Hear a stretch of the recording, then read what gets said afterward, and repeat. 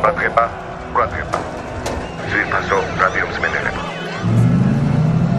დიქტატორული რეჟიმი დამხობილია. პრეზიდენტი აეროპორტის ტერიტორიიდან სახელმწიფო ლიმუზინით მიიმალ.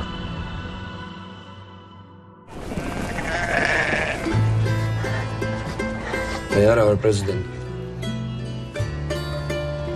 მე შენი ბაბუა.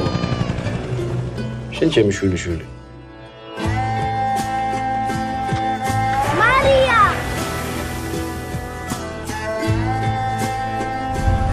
პრეზიდენტის ადგილსამყოფელი შეტყობინებისთვის ჯილდო $1,000,000-მდე გაიზარდა. საიდანღაც მეცნობ.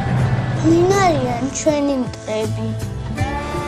ხალხი, ჯარისკაცები.